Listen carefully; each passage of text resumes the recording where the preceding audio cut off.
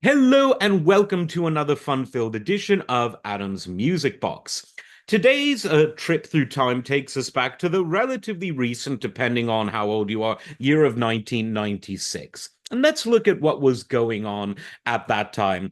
The golden era of hip hop was just about to end, or by some accounts, had already ended. In September of the year, Tupac would, of course, get shot, bringing the West Coast East Coast rivalry kind of to an end. When Biggie was shot the year later, it marked an end of an era. But hip hop had solidified itself as a titanic force in pop music. The 90s was the era when hip hop crossed over from a kind of obscure genre, which it was in the 70s and early 80s, to a hugely important emerging genre in the middle and late 80s, to one of the dominant genres. And as we go into the 21st century, hip hop and hip hop derived dance music becomes the de facto main influence on pop music, where prior to that, between the 60s and the early 21st century, it was rock music that was the most singular genre that influenced pop music.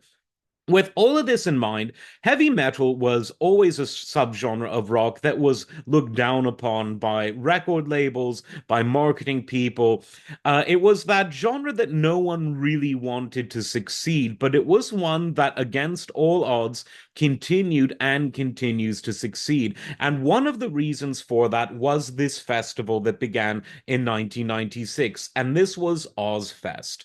Now, like many great inventions, necessity was the mother of Ozfest, because it was at this time that Osbourne's manager, his wife Sharon, everyone knows her, she was rejected by Lollapalooza, otherwise known as Lollapalooza, when she tried to get Ozzy on the bill. Now, Lollapalooza was the biggest music festival to emerge in this era, and this was the era when bands that were sort of the indie sound of the 80s became the dominant rock sound of the mid 90s. It was very much the opposite of heavy metal. It was guys in plaid shirts, just sort of without any special effects. No lasers, no, sort of graveyard scenes, no biting the heads off of animals. Maybe a vegan burrito, but definitely not a bat or a bird. And so Sharon, being the ever persistent manageress, wanted to find a way to get him onto a festival. And they thought, fuck it, let's start our own festival.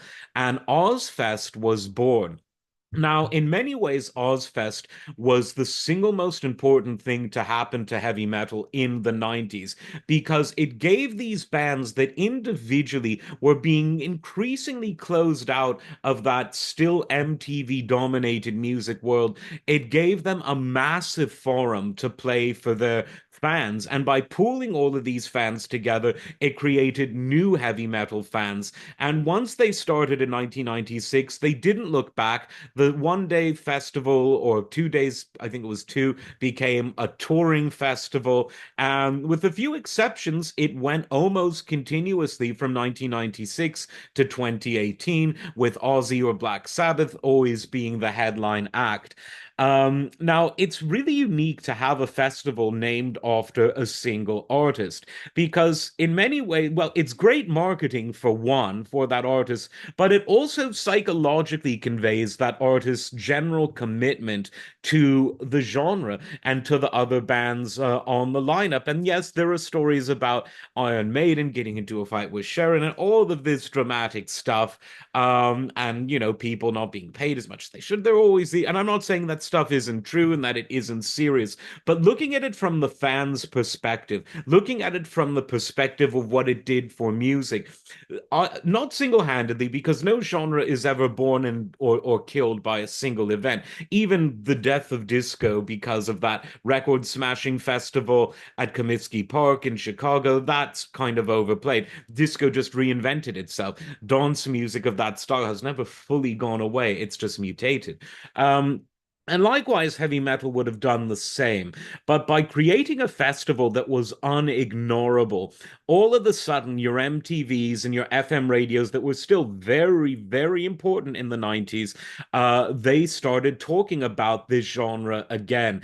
It became a place to be. Even people that didn't necessarily like the music would go because some festivals, once they get big enough, become an event to attend, even if the subject matter of that event isn't necessarily something close to your heart. So I think Ozfest was really important. And I think as other genres that were really big 10, 20 years ago, as they start to fade, other musicians can look to this as an inspiration for continuing their legacy and those of the bands around them for their fans that very much exist, even if they're ignored by mainstream voices. I won't say the mainstream media, especially in music, isn't really that important anymore, but just by the mainstream sort of virality cycle. Taylor Swift is always going to go more viral than a metal band.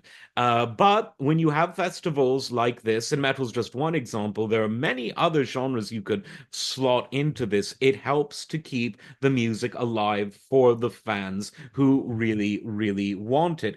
And I think that is super important. So here's to Ozfest. It might be a thing of the past now that Ozzy is pretty much retired, and we wish him well with his health problems. But let another artist do the same. Because remember, heavy metal was huge in the 1980s. By 1996, they couldn't get Ozzy booked on blah, blah, blah, blah, blah, blah. So there you go. What genre's next to require a namesake festival of this kind? We shall see. Like, subscribe, and we'll see you next time. Take care.